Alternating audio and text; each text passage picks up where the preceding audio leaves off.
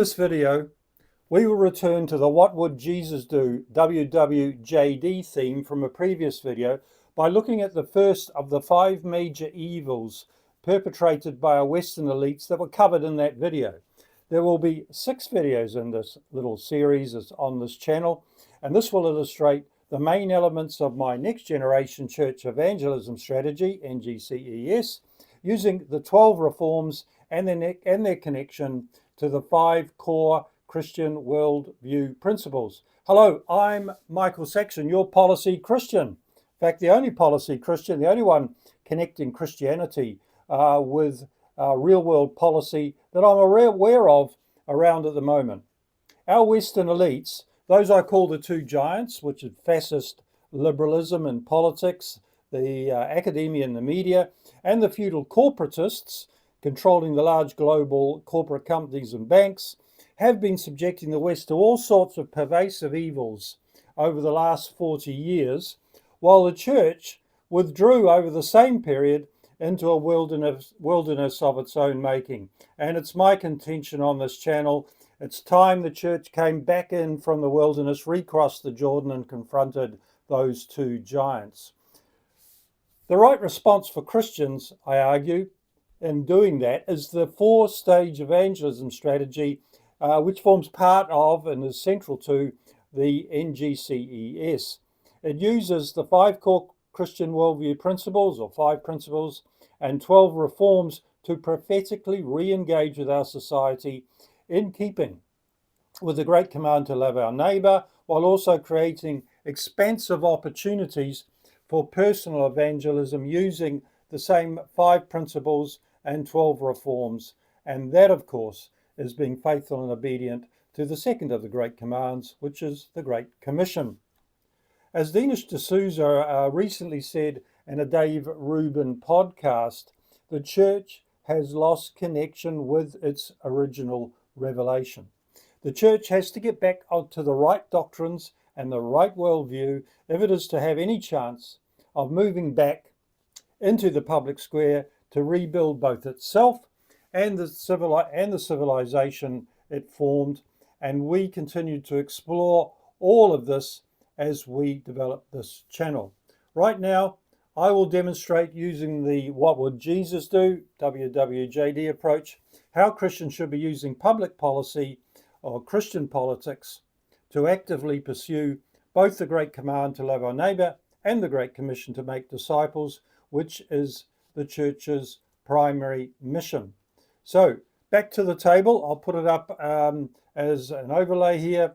I used in the first Wwjd video, and it shows 5 major areas which I contend the 2 giants are exploiting people for evil and for their own gain. And in this video, we're going to focus on the first of those, which is at the top of the table, and I'll flick to another overlay now, which brings it up in sharper focus. And it states that what would Jesus do if a ruling elite is consistently working against the best interests of the people? By definition, this is no longer loving our neighbour. Then, I contend, Jesus would make that elite responsible for their actions, ending any associated sin and injustice, and exposing those involved, bringing them to justice. Now, to do that for Christians using the Next Generation Church Evangelism Strategy, it's my contention that there are 6 of my 12 reforms that come into play here. There would be others as well, but I would argue these are the most directly applicable ones. And we will go through these in our video. I'll ad-lib mostly to try and explain just briefly. In brief terms, we'll come back to each of these reforms in much more detail later. But I'll go through these swiftly or quickly. And here they are here as part of the overall 12 reform platform.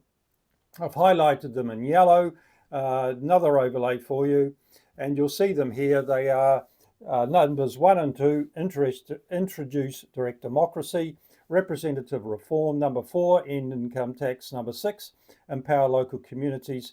Number 8, advance justice. And number 12, re-establish true capitalism.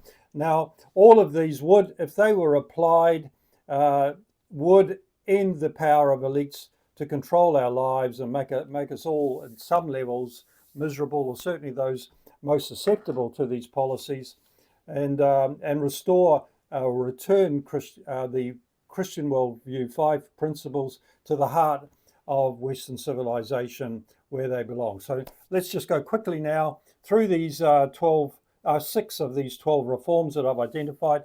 And the first one, and I argue the most important one probably of all 12, is a move to direct democracy, or the Swiss system of binding citizens-initiated referenda, BCIR, which the Swiss have been using successfully for the last 170 odd years.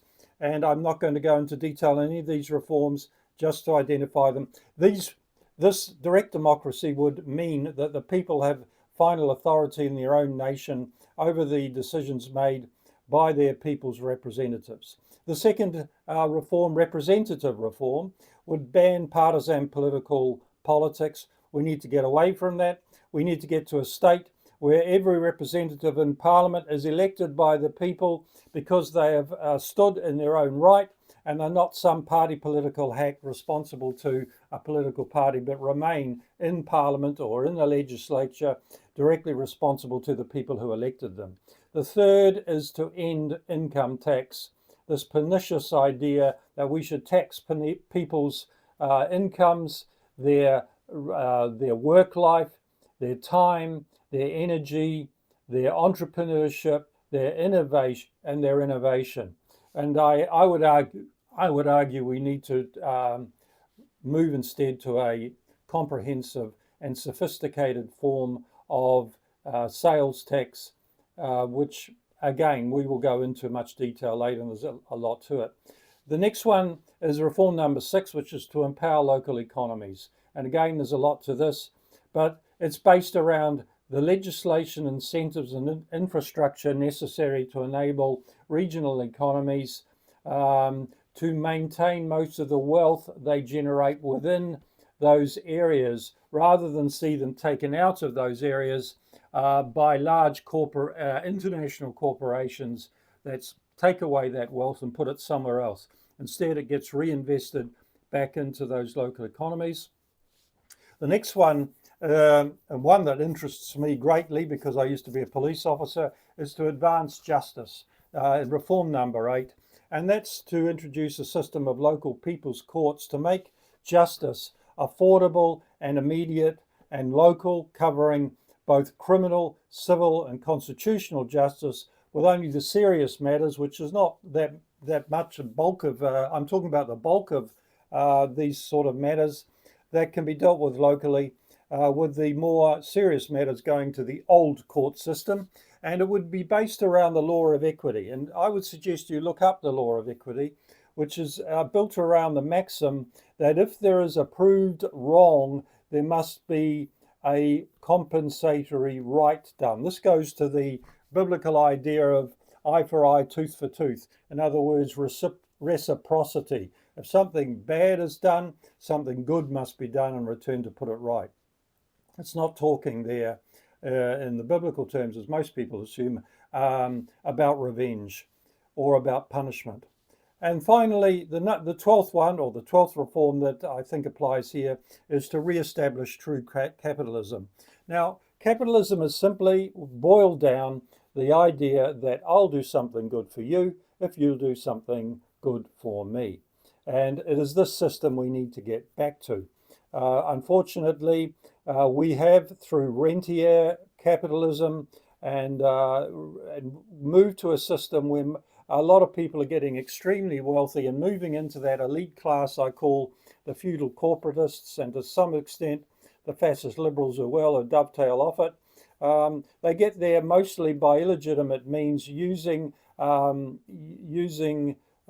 financial market system to make large fortunes off the back of nothing in particular other than speculation, rather than actually producing goods and services. And we need to get back to a form of capitalism that does away with much of that.